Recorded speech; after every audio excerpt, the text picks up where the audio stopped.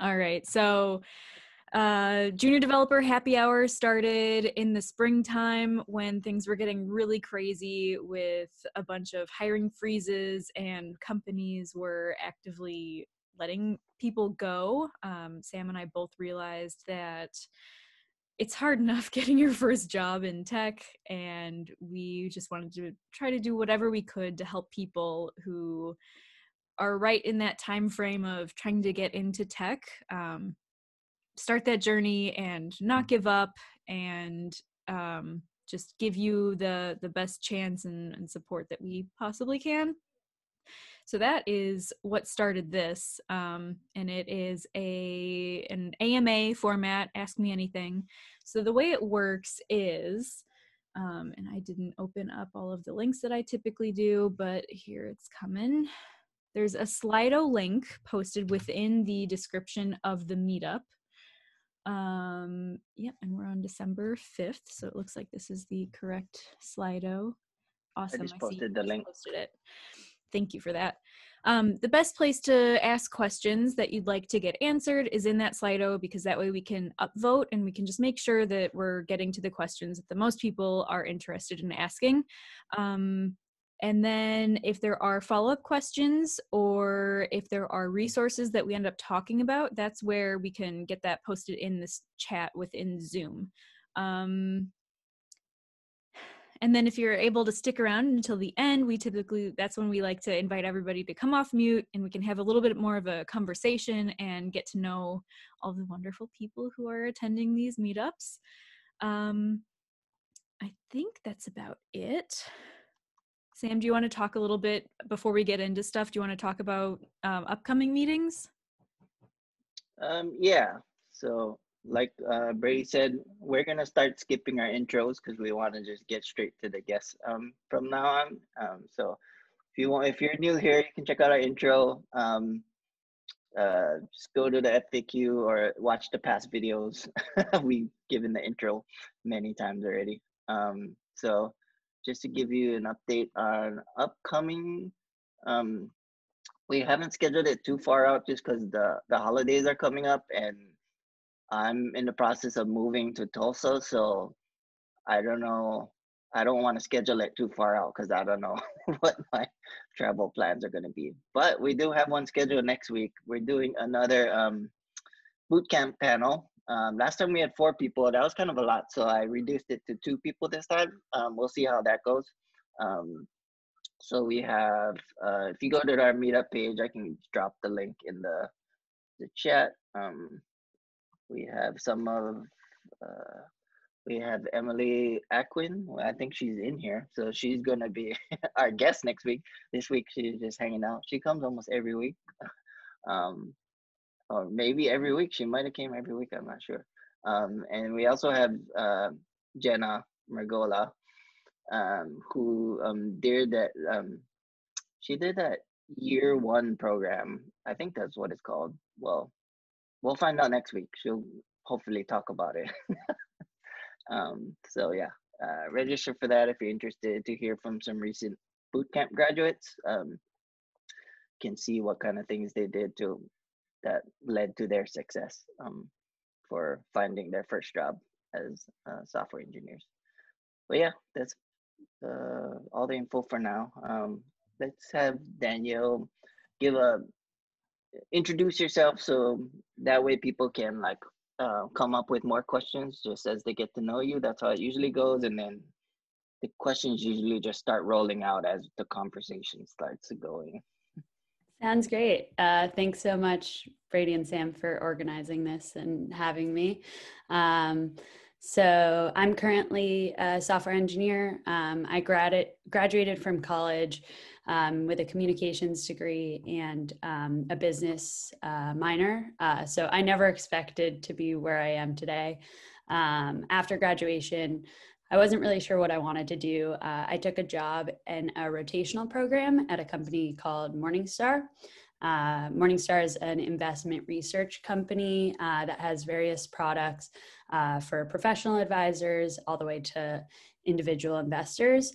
And so because I didn't really know what I wanted to do, I liked the idea of being able to rotate through different job functions to try and help me figure out my path. So when I started, I had some extra time on the team I was on. So I started to like teach myself how to code on Code Academy and various online resources because I thought it would be something I'd enjoy. And it turns out I really liked it. So after working at MorningStar for a bit, I started doing a side project at work with one of the quantitative research teams, and that was using R and SQL. And because that project was a bit more technical, I asked the program directors for the rotational programs if I could switch into their tech rotational program.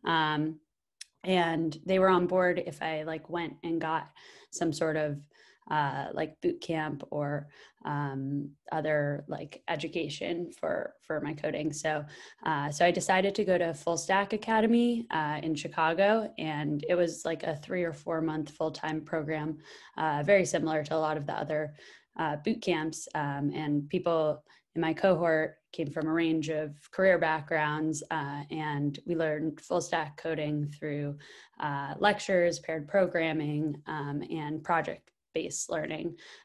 So after full stack ended, I returned to Morningstar into their tech rotation program as I had planned. So it was a little bit unique of a situation. A lot of people go to boot camp and then go straight into the job application process from there, which was what the rest of my cohort did. And then after that, I worked at Morningstar as a software engineer for 2 years, and then I started the interview process at Google. And then now I've been there for like a year and a half. And yeah, here we are. So I'll open it up for questions now. Awesome. Thank you. Thanks for showing up today. I'm so excited to have you here. Yeah, excited to be here. So yeah, we can jump right into it. We've got questions rolling in. So after completing the boot camp, how much of your learning was self-learning versus learning from the first job? Yeah, that's a good question. So after the boot camp, I went pretty much straight into work after like a week or two. So I learned a lot from the job, but I also, as is pretty common, I feel like without the like traditional CS education, I had a bit of imposter syndrome. So I was like reading blogs and teaching myself stuff on the side as well. But I do think I had a really strong base for what I learned, but I was a little nervous to ask questions. So I tried to like educate myself as much on the side as I could as well. But yeah, my team was really helpful, and my manager was really encouraging for like asking questions. And so with more time, I started pretty much like learning mostly on the job, but did a couple like hackathons here and there and stuff to continue my my development on the side as well. That's cool. Which hackathons? Were they in Chicago? Yeah, they were. Well, one was an online, like it was like an Alexa coding challenge of some sort. So I made like a little Alexa like journal type feature, I guess. I don't think I ever shipped it, but I presented it for that hackathon. And then I did a charity hackathon. I can't remember if it was, I think it was just after my bootcamp experience. That was very cool. It was like an over a 24-hour type of thing, or maybe just like overnight.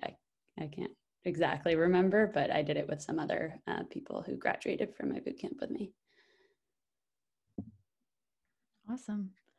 And then I never checked over, I imagine you might not be able to talk about everything you're working on at Google, I don't know, but this question is, what kind of projects do you work on at Google? What languages and technologies do you use? Yeah, so I work on a product called Funding Choices. It's kind of within ads. The main thing we do is we're a consent management platform. So as like for various publishers, there's a lot of consent rules and regulations. So instead of having to build that out themselves, they could use our platform for that. So we use, it's a full stack role. We use JavaScript on the front end and Java on the back end. Do you use Angular, or has Google started using other frameworks? I've been more on the back end side recently, but we're like migrating towards Dart. So I guess it's a little bit away from JavaScript, but we use like an internal JavaScript framework, I think, for that. Is the entire company like recommended to move towards Dart? I'm not entirely sure, actually. I should probably get more in tune with like, what other teams are doing, but yeah, that's what we're doing. Sweet. All right. What was your first week and first month like after starting your job? And I'm picturing that means like at MorningStar after the boot camp. Yeah, for sure. So I think a lot of times first starting a job, it's a lot of ramp up work. I think that, so I actually, when I first got back to MorningStar, I was kind of in like a QA type engineering role. So it was more writing like automated tests and stuff. But I wanted to like move over to the software engineering side as well. So after like probably a couple months, I asked if I could pick up, a couple bugs on the software engineer, like from software engineers, to get acquainted with that side. And then that allowed me to move into software engineering. And QA was great too. And I learned a lot in terms of like testing and automation and stuff. But I personally prefer like feature development and stuff. So I moved over to that side. And then once I did, I started with like some smaller bugs and then moved into features. And we worked in sprints. So like every sprint, which is like a 2-week period, I just like pick up bugs and features and, slowly started feeling more comfortable over time. Wow, that transition sounds pretty easy, more easier than I expected. Were you on the same team with the engineers, the QA, and like who did you ask to pick up those? Yeah, like, so just normal like bug fixes. Mm-hmm. Yeah, so we were all on the same team, and so my manager was also the manager of the software engineers. So I kind of after giving QA a good try and doing various work on that side, I just said to my manager that I was, I enjoy my work and I'm enjoying the projects, but I would eventually like to do more of the feature work, and so I kind of said that up front, and we talked through the option of like starting to pick up bugs, and then the timing kind of worked out nicely. I think somebody on the software engineering side was leaving, a couple weeks or like a month later, and so it brought a good opening for me to take on more of those more of that type of work. Awesome. Yeah, timing's everything. Yeah, totally. And it probably sounds like simpler than it was. Like I had no idea if it was going to work out that I was going to, move on to software engineering. I knew it would happen eventually because I was in kind of a rotational type program, but it worked out faster than I had expected, which was very nice. Awesome. Brady, didn't you have a similar start? Yep.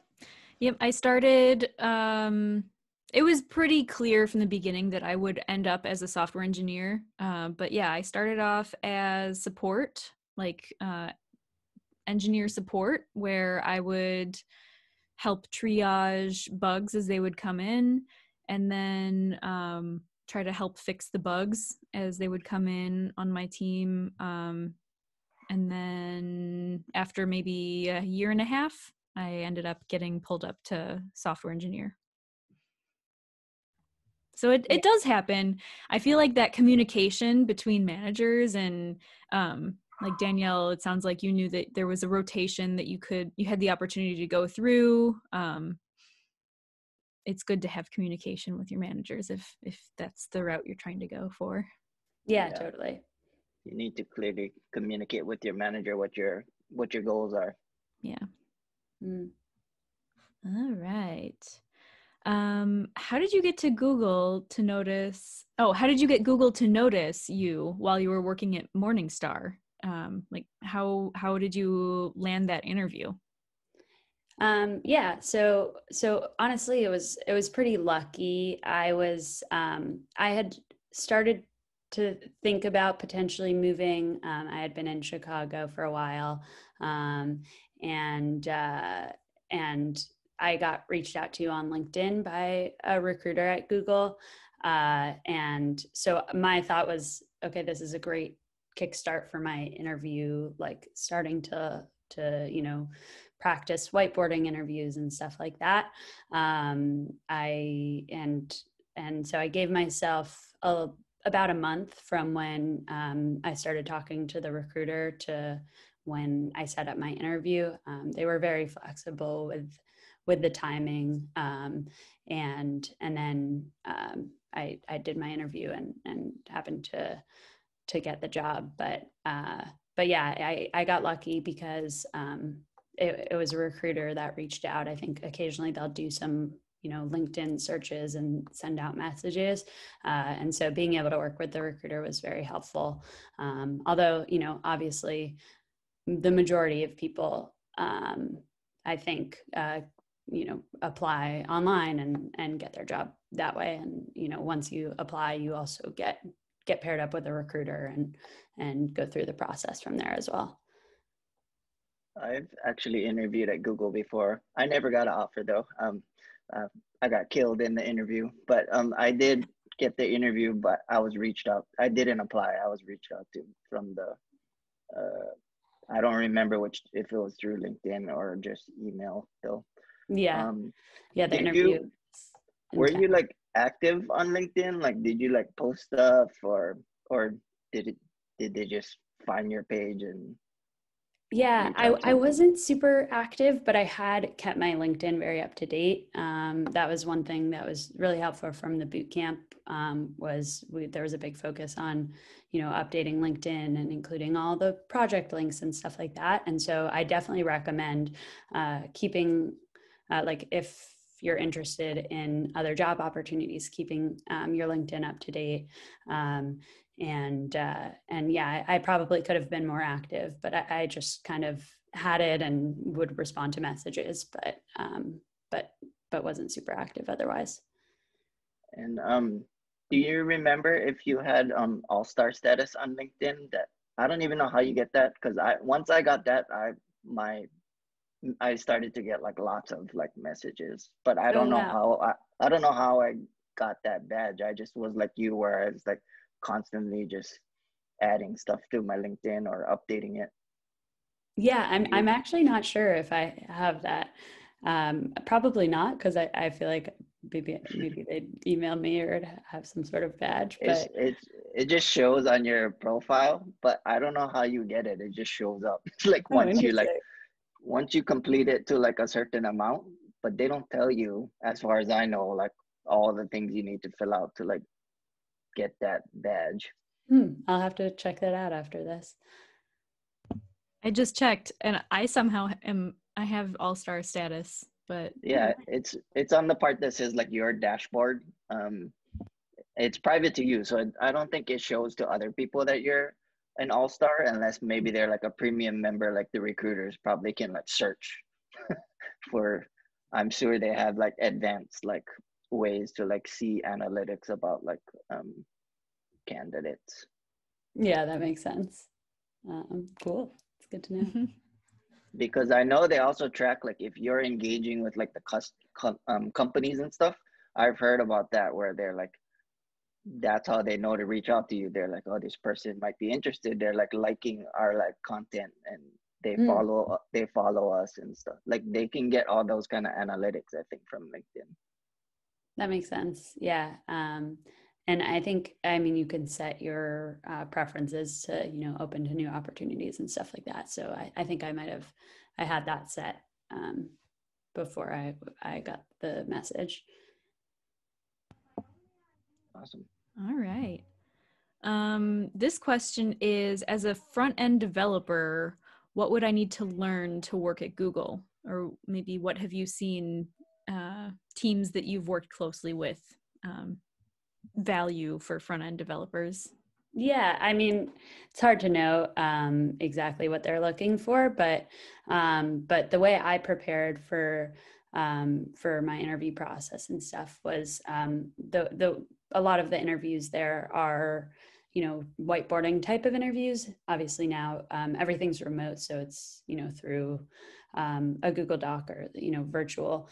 But I would prepare for those types of questions. I also like kind of made a personal website and stuff just to practice and to be familiar with the various frameworks. I think on the front end side, it was helpful to be able to talk about different JavaScript frameworks and the pros and cons. But yeah, I'm not really sure. I think obviously they take in people from various backgrounds. Like a lot of people on my team are from a standard computer science background. I'm a bootcamp grad.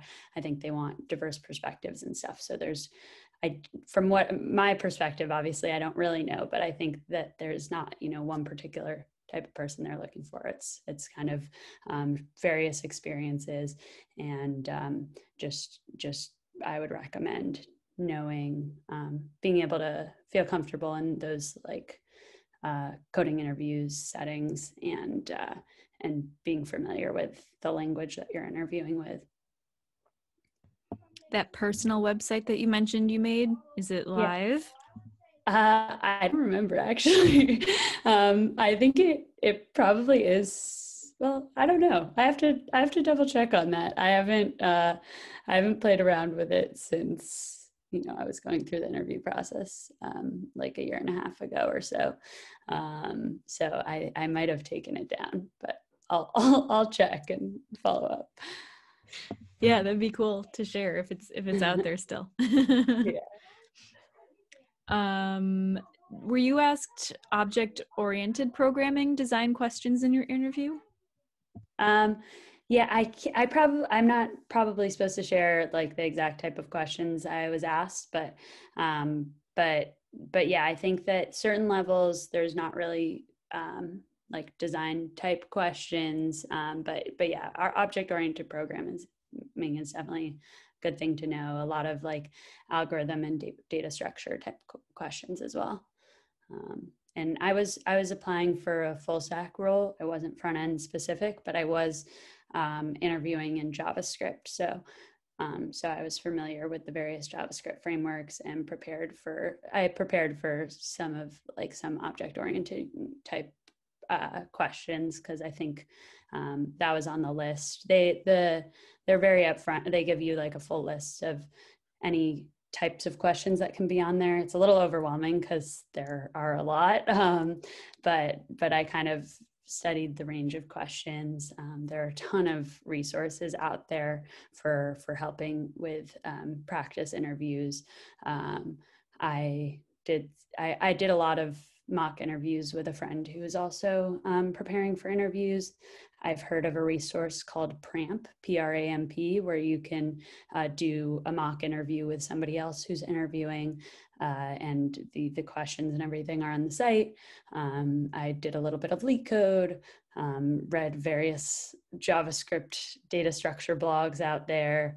I had an interview cake account, cracking the coding interview. I like was overwhelmed by everything, and so I like got all the various resources and just tried to kind of jumped around from there. I can't say I had a great process because I kind of wanted to see a little bit of what each resource had to offer. But yeah, it kind of depends on the person and their best, learning styles. But I found it very useful to do mock interviews because it helped me stay on track. And I think a lot of times when I do the question myself, I'd give up a little too early and look at the answer before like I maybe could have gotten there myself. So yeah, personally, I think mock interviews are super helpful. How long did you spend preparing for the Google interview?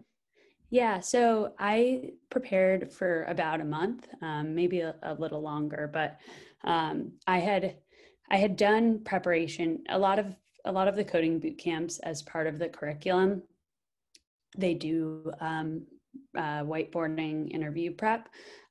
So like at Full Stack every morning, for the last few weeks or so, we would do a whiteboarding interview question. And so that was definitely helpful. Like I had a base of that type of knowledge going in, but it had been about 2 years since I was in the boot camp. So I gave myself a month of to fully prep before I went through the interview at Google. Were you working at the time when you were preparing, or were you full-time for a month preparing for the interview? Yeah, I was still working at the time. So it was a little difficult to balance. I felt like there was, an infinite amount of time I could have spent preparing. So I personally wanted to give myself an end date so that I wouldn't kind of, have to do it. I'm also just going to jump in and say, not only were you working full time, but you were you had a life outside of it. Because I know Danielle and I know each other through an improv class in Chicago, and you showed up in class and improv. Yeah, I tried to. I think it's good to have some sort of balance. For me personally, I tried to do things that brought me joy, like aside from work and interview prep. I'd try and either work out or go to improv practice just to balance out my day. But yeah, I would try and spend a couple hours each day, like during the week, and then on the weekends I'd spend a little more time. And a couple hours might be there was definitely a range. Sometimes I, needed a break for a day, and other times I spent more time. But yeah, I found it helpful to find that right balance of activities during the interview prep. All right. Here, this next question is, if you had not had your foot in the door already with MorningStar, what would you have worked on after graduating boot camp to get your first junior developer role?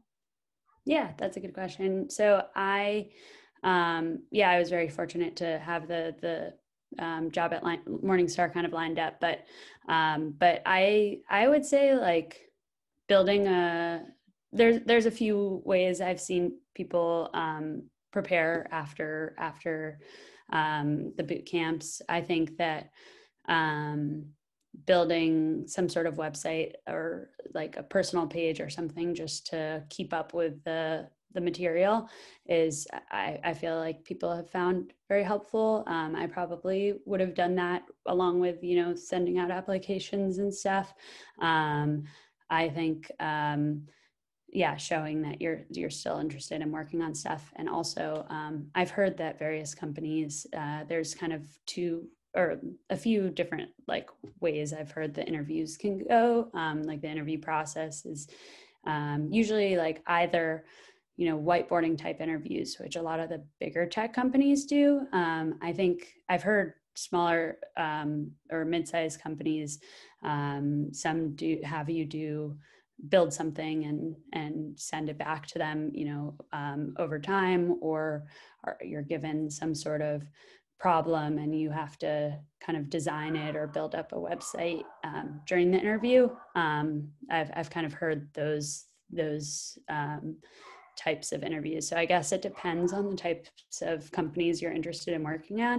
I think doing a mix, maybe starting off the day with one of the mock interviews or practice interview questions, and then working on a personal project. I think it's very helpful, like if, when talking to recruiters and talking to people at companies, having some passion project and having something that you're excited to talk about and you've kind of built from scratch. I've heard people with their, like if they have a capstone project at boot camp, just also, continuing going on that and being able to talk about that. So yeah, that's probably what I would have done, like a little bit of a combo of whiteboarding practice and like a personal project. All right. Okay, real talk. Do you face imposter syndrome at Google? If so, how do you mitigate against it? Yeah, for sure. I mean, I think I've felt imposter syndrome, both at Google and at MorningStar at various points in time, whether in a meeting and people are talking about something and I'm like, am I supposed to know what this is? Would this have been taught in a standard computer science education? What's nice, I actually have a younger sister who was starting college around the same time I was doing my boot camp. And so she ended up studying computer science. So it's nice to be able to call her at random times and ask her like, hey, did you learn this? Like, am I supposed to know this? And a lot of times she didn't, sometimes she did, but it's helpful to know. And I think that in the boot camps, you're taught to like pick things up quickly and learn quickly and be able to, read docs and kind of know a lot about a framework or a language. And I think that's a really helpful skill for when you start a job. So definitely, imposter syndrome creeps in at various points in time, but I think it's helpful to remember that, at whatever job you end up at, like you went through the same interview process as everybody else, and you belong just as much as everybody else and have a more diverse perspective to give, because you might have had a different path than a lot of your coworkers. So I think trying to remind myself of that is helpful, and trying to think through various features and things that I've built that prove that I can do the job and stuff like that. But easier said than done, for sure.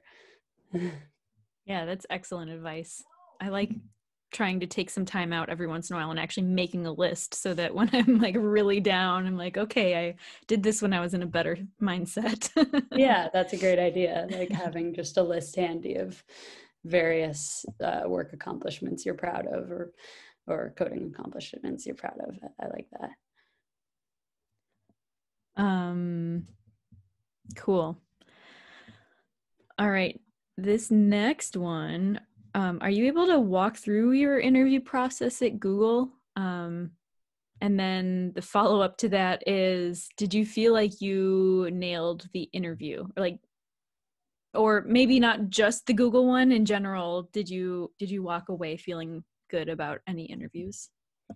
Yeah, so I can't really dive into the questions that I was asked, but I could give you like a kind of rundown of the day, the day for what it was like for me.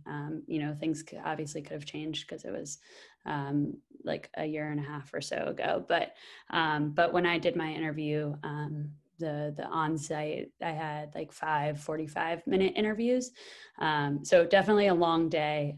There was a break for lunch where I went, and that was, not part of the interview. It was kind of just an opportunity to ask somebody working as a software engineer questions about the culture and about their experience and stuff. And yeah, the questions were mainly data structures and algorithms types of questions. I did my interview in JavaScript. I think I might have mentioned that.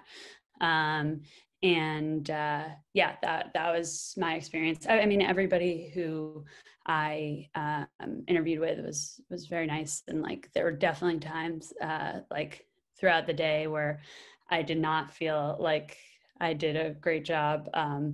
I think at the beginning of the day, I felt like my interviews were kind of that I did pretty well. And then kind of in the afternoon, my brain felt a little bit like mush. And I think there were some interviews that I really did not feel confident in.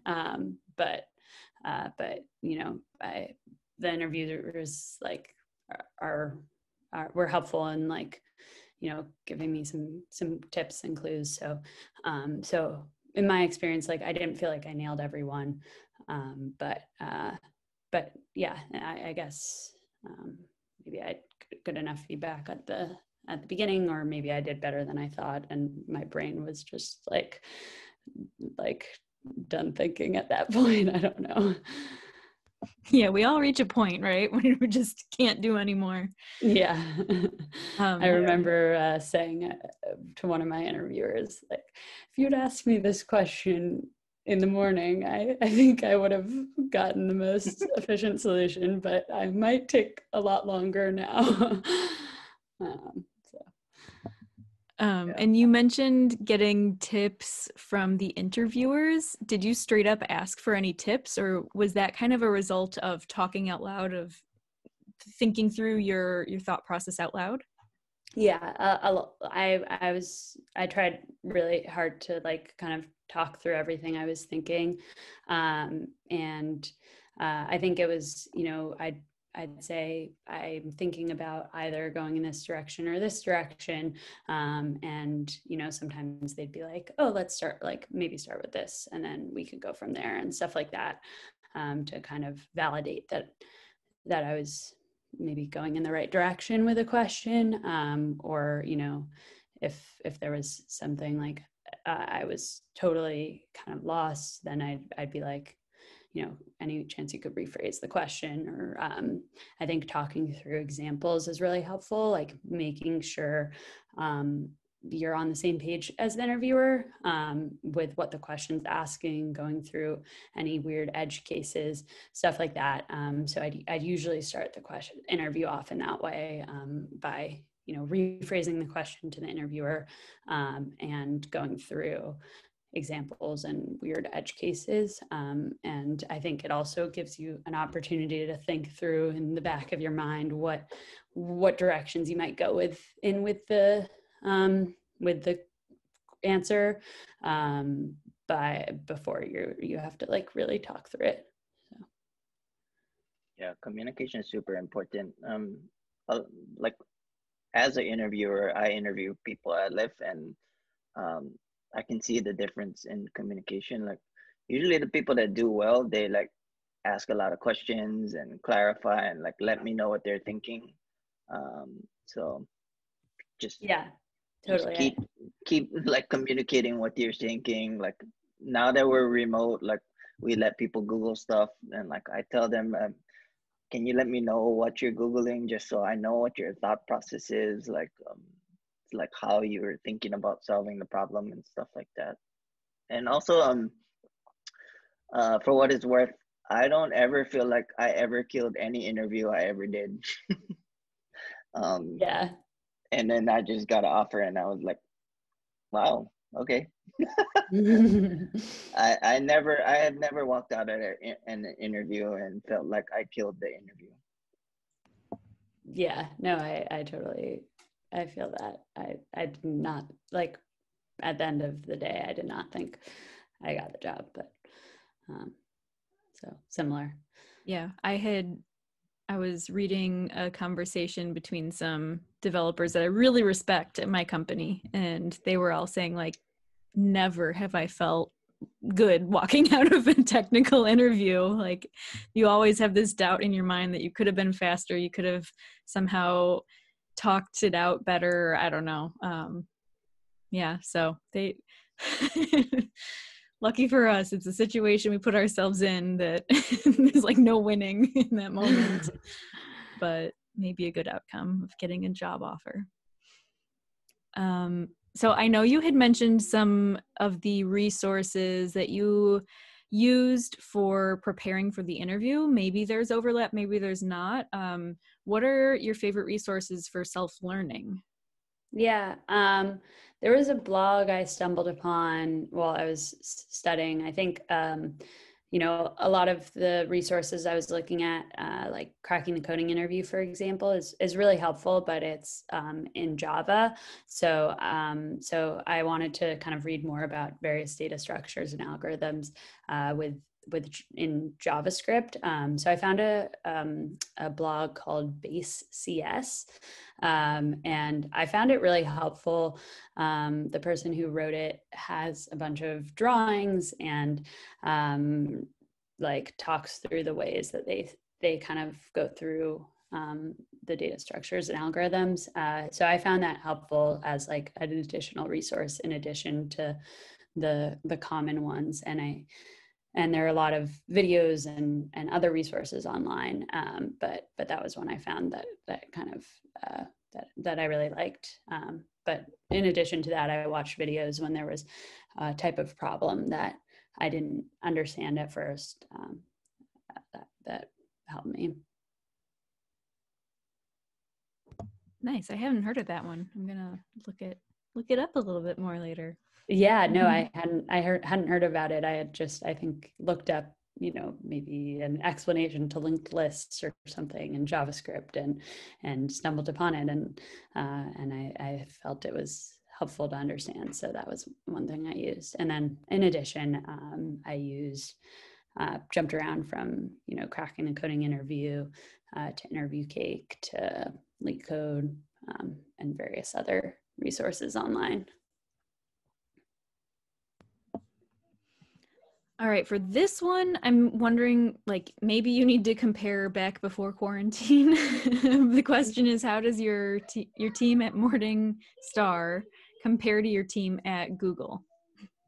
Yeah, it's I don't know. I feel like there are differences in all teams a little bit, but I would say like there's a little bit of a difference in the work. At least I can't speak for every team at Google, but a lot of times the projects I've worked on at Google, I kind of know what the project I'm working on is for like the quarter, and I kind of go through like designing what I think the best way of building it is, and then work on it throughout. Whereas at Morningstar, it was more of a standard sprint schedule where we'd have tasks for various feature, and whoever wanted to pick them up could pick them up. So I could work on one part of the one feature one sprint, one part of another sprint. I mean, usually you end up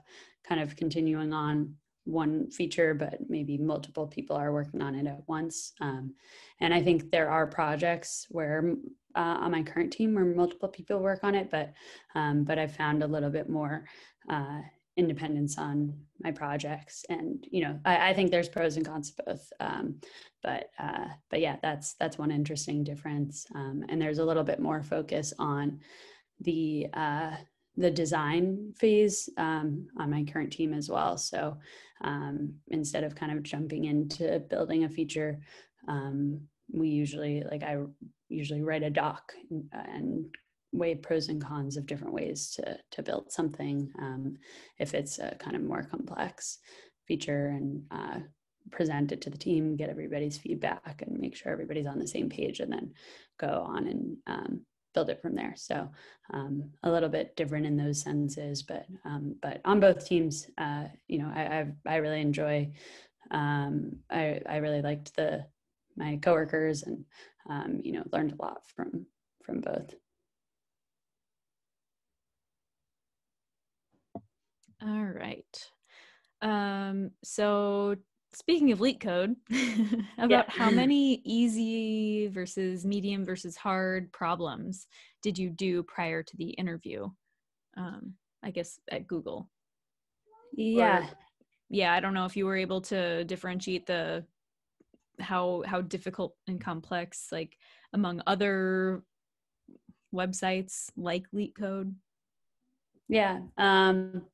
It's hard to say. I can't remember exactly, but I kind of did a mix when I was starting my studying. I kind of went towards more of the easy questions.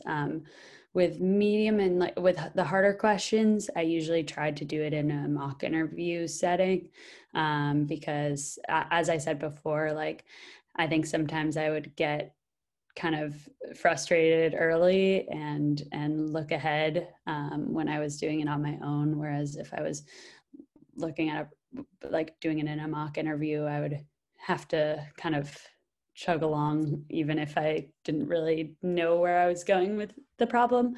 And so I found that helpful. I definitely didn't do like, I know there's like a kind of Google like LeetCode like set of questions that have been asked at Google or something. So I got access to that. But I definitely didn't do all of them, but tried to kind of jump around and do as many as I could from like different types of questions. I think a lot of times it's like it's good and comforting to do a type of question that you feel more confident in because it kind of boosts morale a bit. But I also tried to do various questions. I think if there were times where I was feeling kind of discouraged, then I'd go towards one of the easier questions, and times where I was feeling a little bit better about my prep, I'd go towards some harder. Danielle, I have a question. Yeah. Can you hear me? I know that you attended boot camp a couple of years ago, and I know that, right now the climate for software engineers, specifically juniors, it's very different. And I'm curious, like at Google, do you see junior developers come in through boot camps? I mean, is it atypical? Is it very out of the ordinary? I definitely don't think it's atypical, but it's hard for me to say because, I only kind of have a lens of the people who are starting on my particular team. So I know of other bootcamp grads that I met when we were in the office. I think it's a little easier to meet people and like, see the new people that are starting. So right now I kind of only know the ones who are starting on my team. There are newer developers, but not bootcamp grads that have started on my team recently. But again, my team's only like 20 people. We've had like, a couple of people start since the beginning of the pandemic. So it's hard for me to say, unfortunately, but I don't think that they're not looking at bootcamp grads or anything like that. Like, I think that there are roles to fill, and obviously I can't speak to exactly how many or anything like that, but I'm sure that they're still open to bootcamp grads. I know there's like a group. There are various groups at Google, and I'm part of like a bootcamp grads group. I should kind of check it and see what the number is now, and see. But yeah, I talked to somebody before the pandemic that I found out had recently graduated from a bootcamp and had just started. But yeah, unfortunately, I can't really. I'm not really sure how many are coming in right now. Thank you, Danielle. I think it's pretty difficult though, like for any of the FANG companies. Usually when junior developers ask me about it, I usually recommend if they want to get into FANG right away, apprenticeship is much easier path to get into like even LIF, it'd be extremely hard for junior developers to get in without doing an internship or the apprenticeship first. For college grads, internship is what I recommend to the students. And then for people from non-traditional paths, I recommend they try to get in through the apprenticeship. So with the FAANG companies, I usually recommend that as a way to get in. Otherwise, I recommend like if they're interested in a specific FAANG company or like Lyft or Uber, anything like that. Like for Lyft, I always tell junior engineers, try and go work for a startup in the transportation space first and get some experience there, because then that will help you when you interview. Like you're gonna stand out more. You're more likely to get an interview like after they see, oh, they worked at this company that's in the transportation space. Now they have some domain knowledge in like what Lyft is all about. Like Lyft is just purely all about trying to make the world's best transportation. So that's usually the advice I give, because yeah, like Danielle said, I think it's possible, but I think it's extremely difficult. Yeah, and one thing I'll say too is, you know, sometimes if you apply and get a rejection, don't get discouraged by that. Like, you know, it could just be whoever's reading the application at that time. Like, keep applying, and you know, I know people who have applied to like various jobs at Google, and you know, they get immediately rejected for some roles, and then they apply again, and they get through and talk to a recruiter and everything like that. So so yeah, definitely keep on applying, and go from there. All right. I'll adapt this question a little bit, because I know you had mentioned you can't really say exactly what questions were asked. So we're from the list that was given to you of things to potentially study. Maybe you can talk a little bit more about that. If dynamic programming or graph problems was on that list. Yeah, those types of questions were on the list, I think. And so yeah, I think like a lot of the LeetCode has a lot of those types of questions on there. So going through, kind of jumping around through the LeetCode list, and you know, all of the resources, I guess, to cracking the coding interview gets into dynamic programming and graphs. I found for those questions, a lot of times at first it was hard for me to kind of get to the dynamic programming solution. I found watching videos of people going through similar problems was sometimes helpful. Yeah, it's and definitely like even like a week before the interview, there I was like stressed that I did not still understand dynamic programming and some graph problems, but I think just keep on going and keep on watching videos, and you know, I think that if like even if you're in the interview and you feel like there might be a dynamic programming solution, like just move forward with whatever solution you can and you feel confident with, and discuss, and then try and get there. I think that you know, coming up with something, I mean, I can't say, I don't really know, but I found like I when I was going into an interview, I was like, okay, like I'll just try and come up with something, and then can optimize from there if I didn't see the like you know, the best solution right away. Yeah, just I've been a software engineer for 7 years now, and I still can't do those problems. That's why I never got hired by Google. But I've never had those questions in any other interview besides at Google, for what it's worth. Did you just like Google, did you just search for like those keywords? Was there a way that you found the videos that you ended up watching? I think so. I think I was like, you know, yeah, like if there was like particular interview question I was on, I'd try and search for that interview question in particular. Sometimes, you know, people have solved it online in a video, otherwise like just using those types of keywords.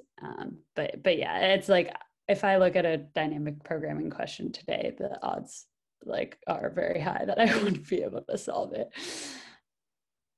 Yeah, Same. All right. Can you recall a situation at work when you couldn't solve a coding related problem? How did you go about surmounting that issue? Yeah, definitely there have been, times where I don't understand, like it's hard for me to find the best solution. Maybe I don't, I was working on a feature once where it was kind of more, our team has various sub teams, and it was kind of in another sub team's domain a little more. And I didn't really understand the code base enough, really. So I scheduled time with somebody from that sub team and kind of explained the problem to her. I think like going through talking things out with other people is really helpful. So so even now, like sometimes when there's something I am confused about, or I like want kind of help thinking through a problem, I'll message somebody or a few people on my team and be like, hey, like, do you have like 20 minutes today to kind of talk through this problem with me? That happened just the other day, and I'm like a year and a half in, even my manager has like reached out to me before and said, hey, like I'm thinking through this design, can we talk through it? Stuff like that. So I think that that's definitely common across all levels and all people. Like I think that a lot of times it's just helpful to talk through a problem, because it's easy to get in the weeds on something, and it's easy to get like kind of overwhelmed by a problem. So going through with teammates or with somebody else is, I found, helpful. Yeah, I love pair programming for that reason. And we're doing more of mob programming with just more than just two people, which is also great for getting different little ideas of, oh, I tried this in the past and it didn't work, let's go a different way. Yeah, totally. Okay, so what do you think are pros and cons for working for a small company like startup versus large company like Google? Yeah, it's a good question. I haven't worked at a startup level like company size, so I can't fully speak to that. But in my experience so far, I think there are pros and cons to all different types of company sizes. I think, again, I haven't worked at a startup, but I think at a startup you do a lot, and work across different types of I don't know, like what would have been broken out into teams, whereas at a bigger company you're kind of working on a part of a larger product as opposed to like doing a little bit of everything. But yeah, I found at a bigger company there's a lot of resources and a lot of people. I think that can be the case at a smaller company too, though. So just going in and like talking through what resources are available and stuff like that is helpful to know. Going in, what does the onboarding process usually look like, stuff like that. But yeah, I think that there's a lot more people to kind of talk to and hear about like what various people are working on at a bigger company, and at a smaller company I think it's nice you might like know everybody and stuff like that. But yeah, I don't know if that helps.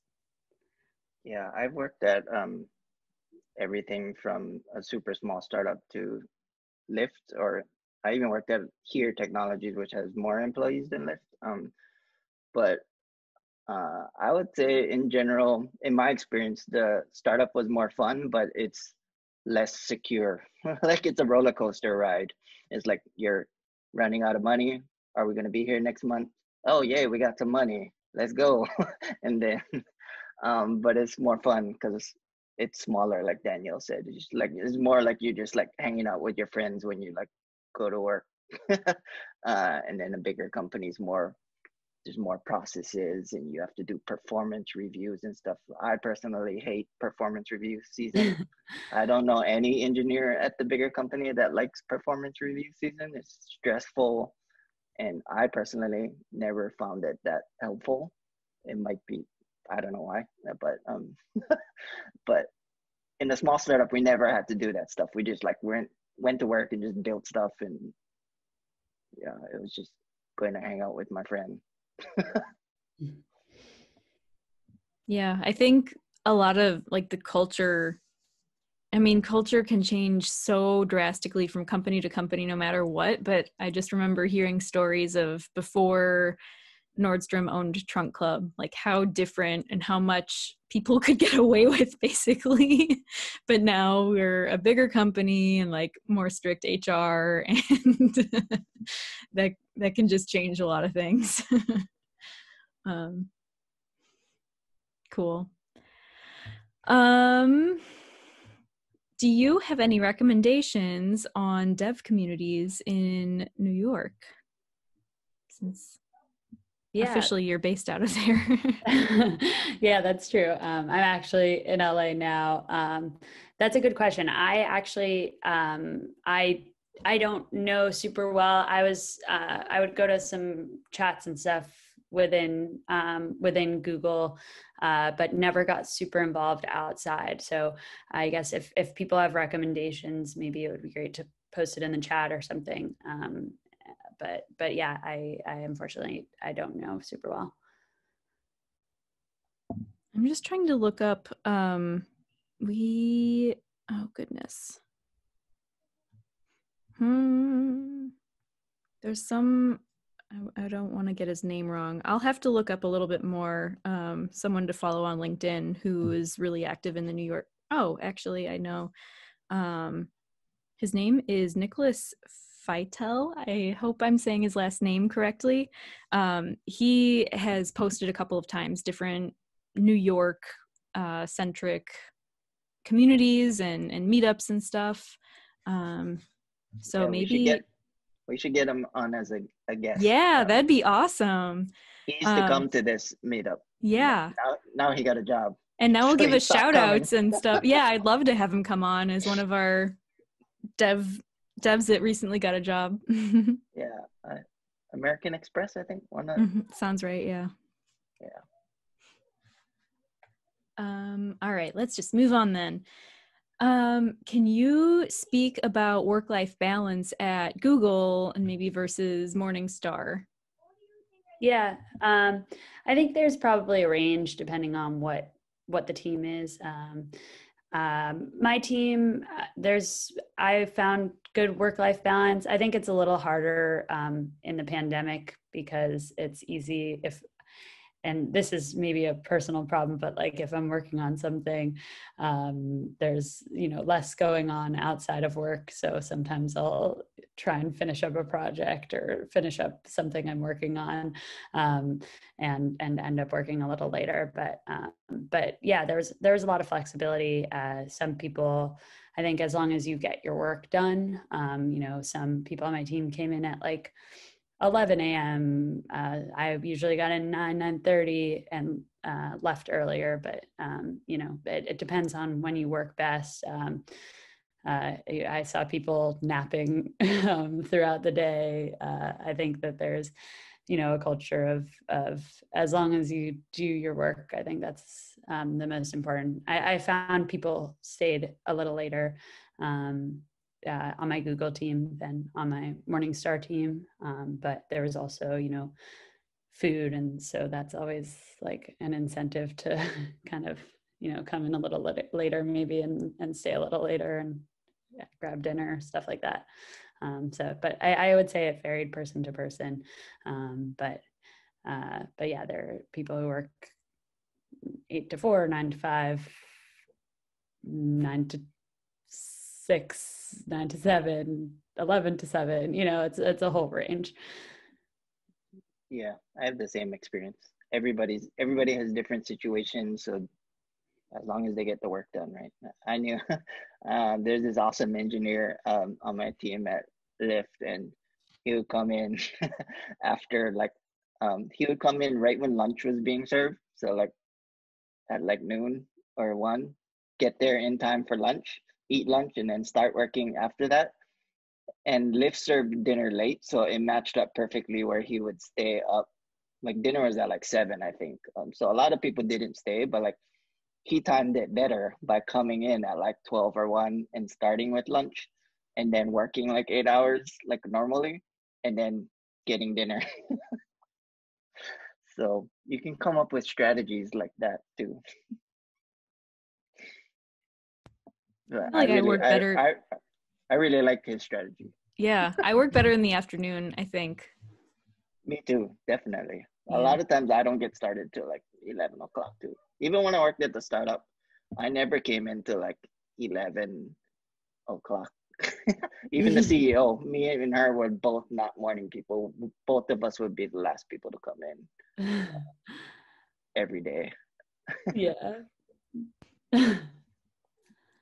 Okay, so this, it sounds like maybe you've had new team members join. We can all maybe talk about what we've seen. How is the onboarding process for new recruits during the COVID work from home era compared to before?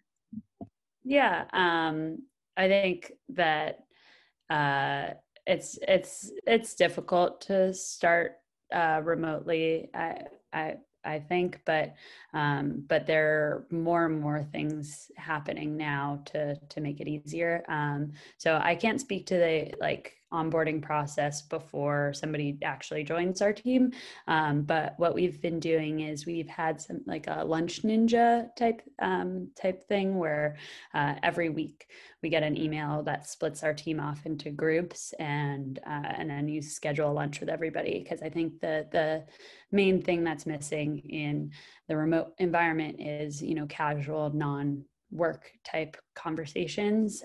So that kind of helps fill that gap. And then, I've tried to schedule one-on-ones with some of the new people that have started. I think trying to get to know them. And we're trying to like plan a little holiday like online scavenger hunt. I think there are various games and stuff to help team bonding. But yeah, I think those types of informal conversations are helpful. But I think the onboarding process generally is very similar. You get paired up with a mentor. So that's nice to be able to like have a go-to person to ask questions, and then start getting assigned work and stuff. But yeah, I think the lunch ninja is really nice, and hopefully we'll come up with more and more ways to make the transition onto a new team easier. Nice. Yeah, I said that we could all talk about it, but we haven't had new people join our team from the outside. We brought some people over. We had like a weird divide of, there was marketing had a couple of people who worked on some code, and then we have our software engineer team. So the people from marketing got switched over to my team. And it sounds similar, like, yeah, we luckily they had a background of the company, but they also got paired up. We're working on beefing up our apprenticeship program, so they got to be kind of guinea pigs on our new and improved apprenticeship program, and got paired up with mentors to work through the first couple of tickets and learn how we architect our apps. But yeah, it does sound fairly similar, besides that human interaction that you don't plan.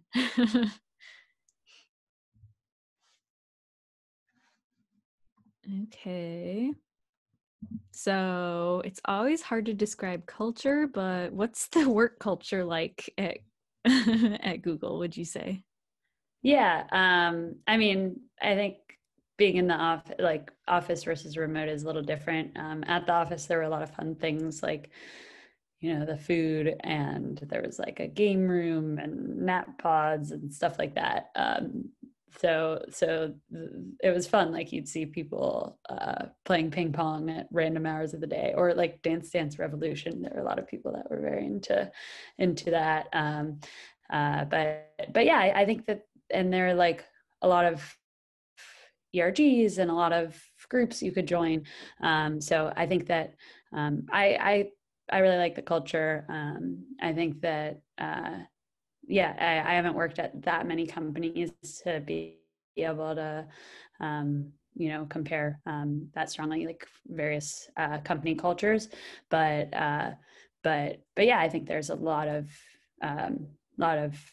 various groups and stuff to get involved with, and it's kind of just based on the person and how involved they want to get and stuff like that. But yeah, I think typically like I'd go in, grab breakfast, like do my work, and occasionally like I'd break for like ping pong or like walking around the office with like a teammate. Yeah. Could you give an example of a ERG? Because some people here might not know what that is. Like I didn't know what that was until I worked at like some like tech company. Yeah, that's a really good point. Yeah, so there's like women in tech ERG, and so the ERG stands for employee resource groups. So finding other people at the company that you can relate with on like a different level, I guess. There's a group I'm also involved with that's like CS education, it's called. And so they'll post various volunteer opportunities and stuff where you can get involved in the community, help bringing underrepresented groups into tech and working with kind of high schoolers, stuff like that, which I really have enjoyed.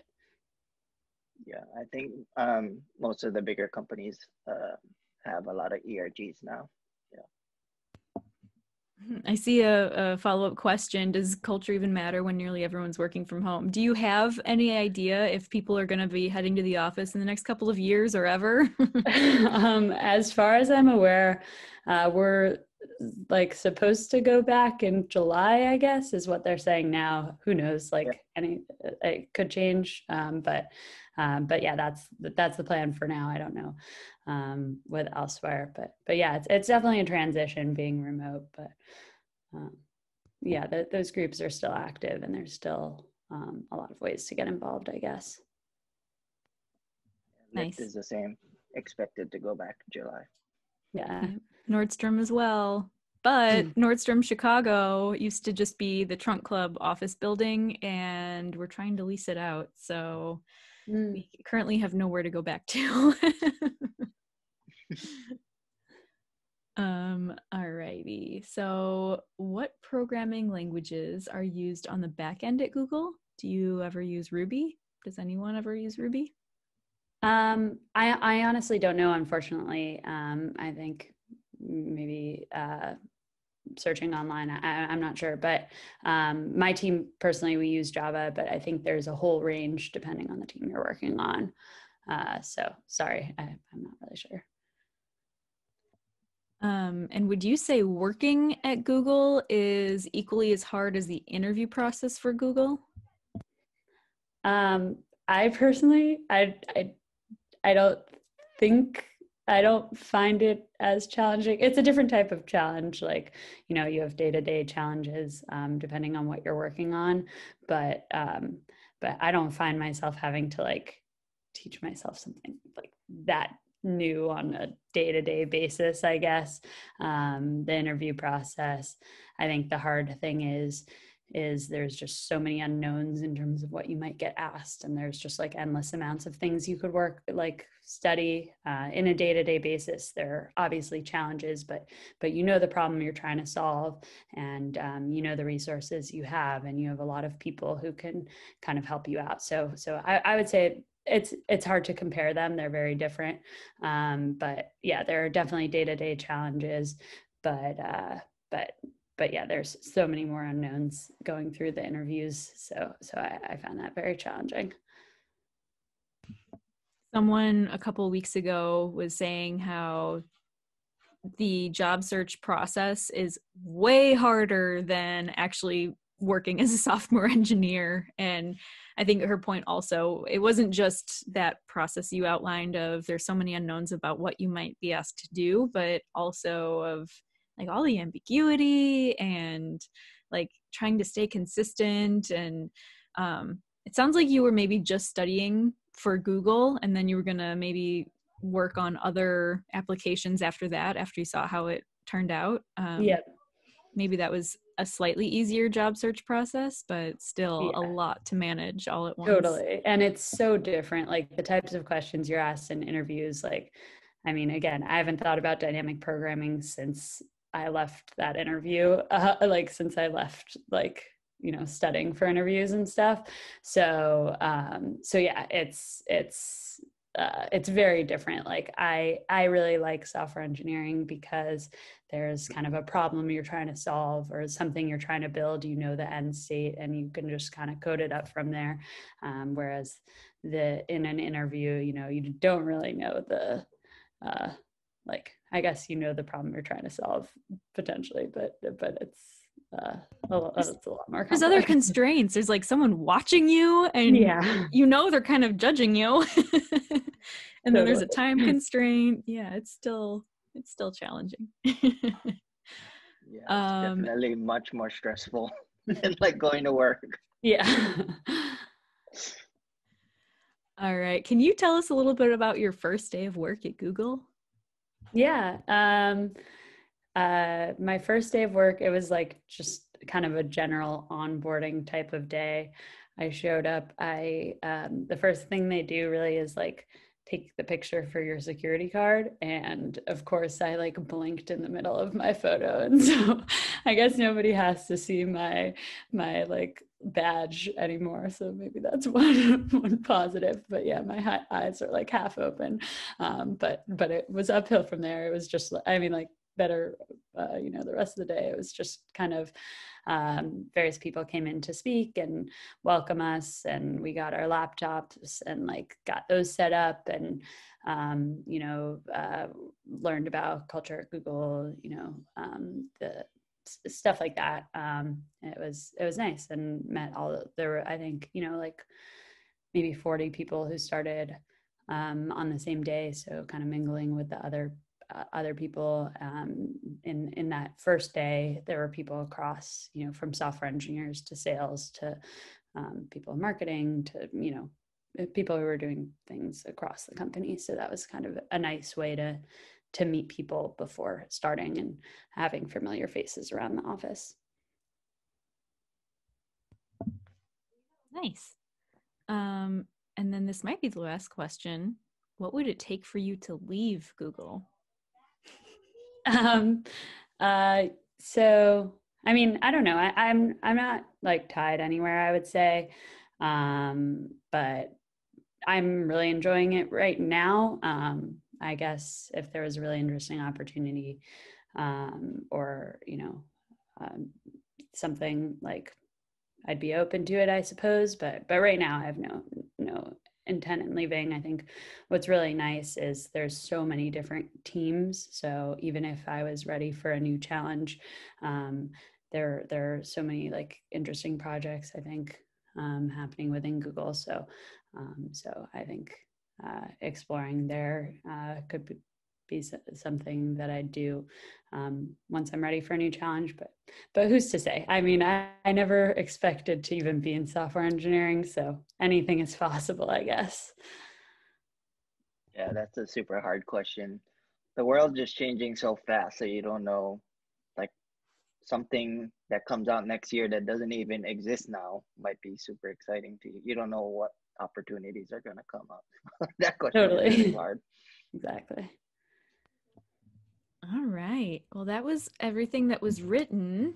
If no one has any other questions, then we might wrap it up around here.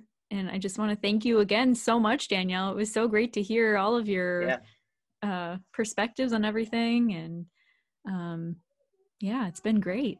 Yeah, thank you. This is such an awesome meetup group and event that you and Sam host. So thank you for putting it on.